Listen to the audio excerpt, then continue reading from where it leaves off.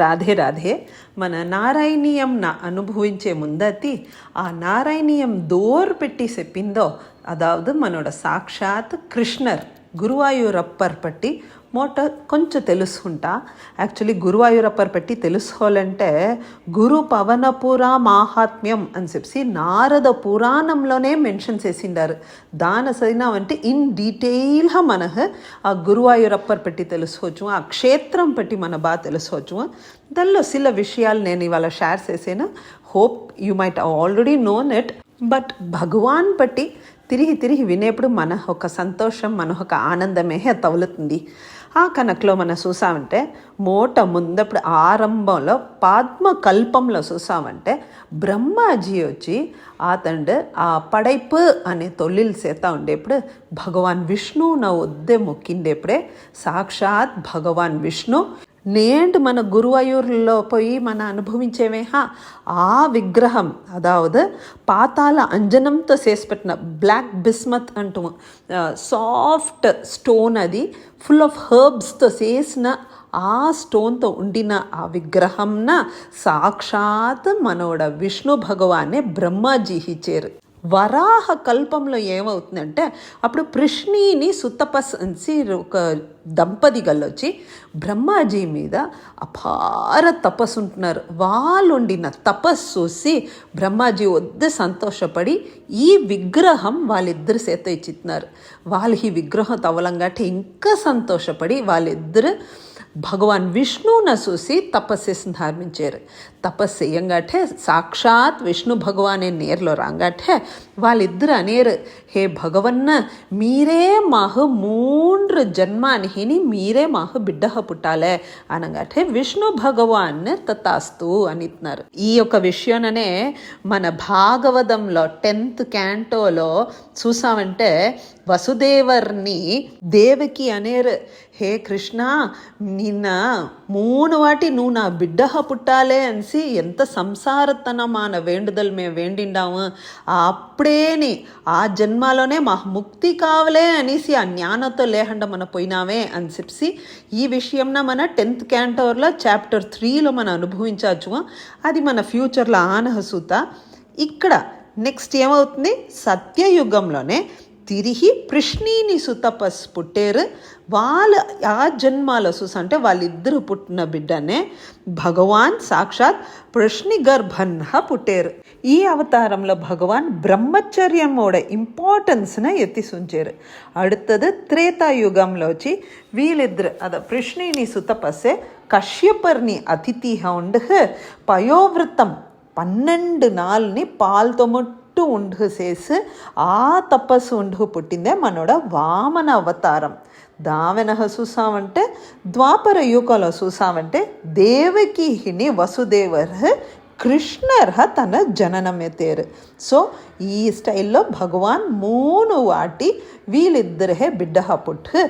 భగవాన్ కృష్ణర్ వచ్చి తన లెవిసి పోపోయేమో అనేది తెలుసు ఉద్ధవర్న పిలిచి తన చెప్పారు. ఇంకా అడుగుతుంది, ఒక కుట్టి ప్రళయం మాయ రాబోతుంది, హే ఉద్ధవ నువ్వు ఇది పెట్టో దావెనహ దేవర్గలోడ గురువాన బృహస్పతి సేత దీని ఒప్పడిచ్చు నువ్వు బద్రీనాథ్ లెవిసో అనగాటే అదే మాదిరి ఆతండు కాసే ఉండు బృహస్పతి తహవలిచ్చి తన బద్రీనాథ్ లెవిస్తున్నారు. బృహస్పతిని వచ్చి చూసేరు సముద్ర కడల్లో నడువులో భగవాన్ ఉండారు. సరే ఈ భగవానోడ విగ్రహం ఎట్ట ఎత్తుందనిసి తన యోసేప్పుడే వాయువున పిలిచారు. వాయు భగవాను ఏం చేశారు, వర్ణ భగవానోడ హెల్ప్తో బాగా గాలి కొట్టంగా పెద్ద వేవ్స్ రాంగాటే అట్నే కడలోరంగా వచ్చారు మనోడ మూర్తి. ఆ మూర్తి రాంగాటే గురువుని వాయువుని దాని తూకుంటున్నారు.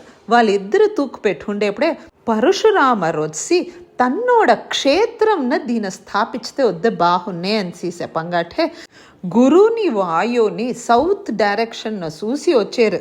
అప్పుడే అక్కడ శివన్ని పార్వతిని ఒక బ్యూటిఫుల్ అన్న పాండ్ హంచిన 2 గురు డాన్స్ నృత్యం ఆడుతూ ఉండేప్పుడే శివభగవాన్ దీన చూసి వాళ్ళిద్దరిన గురువుని వాయున పిలిచి ఈ విగ్రహంన ఇక్కడనే స్థాపించు, దీనికోసమే మేము ఇన్ని నాళ్ళు మేమిద్దరు కాసుంచామని చెప్పంగాటే తన్నోడ క్షేత్రం ఆ తావులోనే తన తావిచ్చి ఇక్కడ గురువును వాయు మీరిద్దరు సేరిందానికి ఈ ఊరిన గురువాయూర్ అని చెప్పి ప్రసిద్ధంగా అవను అని చెప్పారు. ఇక్కడ బృహస్పతి ఏం చేశారు, విశ్వకర్మను పిలిచి ఈ తావులో కోయిల్ నిర్మించండా అనగాటే బ్యూటిఫుల్ ఆన కోయిల్ నిర్మాణించారు. కోయిల్ రెడీ అవ్వగాటే సాక్షాత్ శివ భగవానే ఈ విగ్రహానికి మోటి పూజ చేశారు. తన మోటి పూజ చేసి దావెనహ శివన్ని పార్వతి తాయార్ని సేర్నఠ అంచనే ఉండిన మమ్మీ ఊర్లో తన వసిచింద ఆరంభించారు.